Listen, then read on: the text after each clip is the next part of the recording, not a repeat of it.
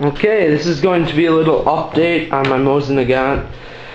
This time I'm going to be going over the changes I've made from stock to what it's like now. And I think it makes it a lot better rifle from the stock version.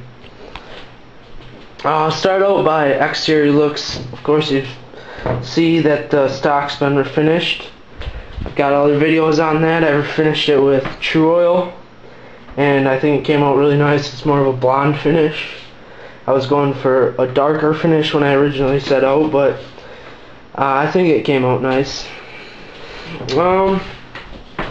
Right away I adjusted the trigger, because as soon as I got it, the trigger was really long pull, and I just wasn't used to that with the modern firearms. So after I checked out some sites online, I figured out what I could do to get it all fixed up, and I ended up shimming the trigger with some squares of, you get little squares of pop can, the metal on there, and you shim up the sear screw, and it makes it a lot better trigger. It's shorter, and it's a lot more crisp, so that's good to do. I'd recommend you do that right away. Cleaning, of course, you gotta clean out all the Cosmo when you get it. That's pretty tough, but the sight, I'm not sure if you'll be able to see, it's longer than regular. I used the solder method. I used solder on the front sight to raise it up so I hit where I'm aiming at 100 yards.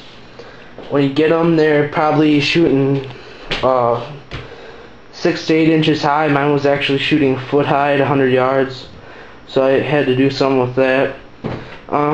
Some people said that they were worried about the solder melting. I haven't experienced any issues with that so far, but I have gotten the gun really hot.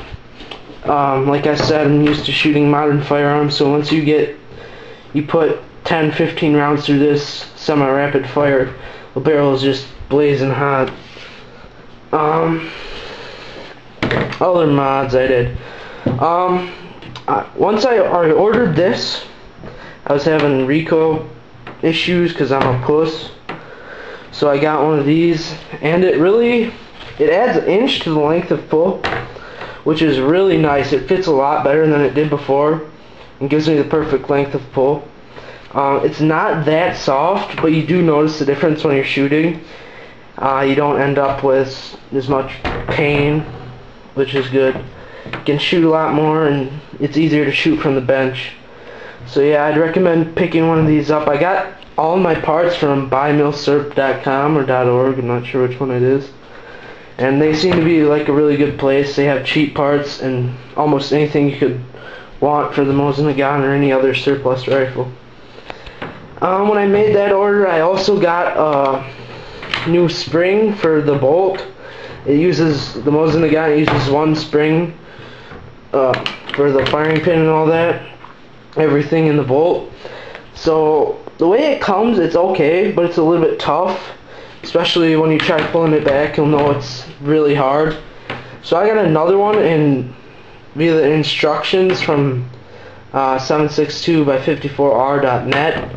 It's a really good site. It's where I got the trigger info from. Anyways, from there they have a page on how to modify your trigger spring. What you do is you end up cutting it or grinding it down, so you take off a few, what do you call it? Well, you take off probably about an inch, maybe half inch from the spring, so you're taking off a few coils and making it easier to work. It still fires fine, but it's a lot easier to pull it back and forth. Yeah, I got some stripper clips. I got 6 of those, I think, online. Got those off eBay for really cheap.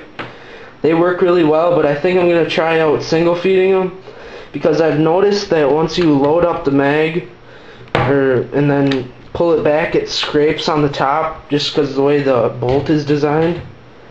So I'm going to try single feeding them, and I think that should make the extraction a lot easier too, because that's kind of pain in the ass with the Mosin.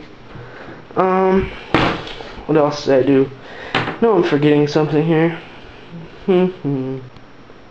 Okay, I really can't think of what else I did to it, but I think that's probably about it. So yeah, that's just a little bit of update on what I did with my Mosin Nagant. And what I like about all these mods is, besides, I guess, the butt plate, the rubber butt plate, it doesn't really change the look of it. I mean, the stock refinish changes the look of it, and so does the butt plate, but if you look at it from someone who knows Mosin Nagant point of view, they can still recognize it. It's not like you're putting ATI synthetic stock or something like that on there. You're still keeping some of the history. And even though I did refinish the stock, I mean, you still got all the little dings and nicks and markings and that came from the factory. So it still does have that history that came with it, which is part of the reason why I like the Mosin Nagants. So yeah, I guess that's about it. Those are my upgrades, I guess you could say. And that's it. See you guys later.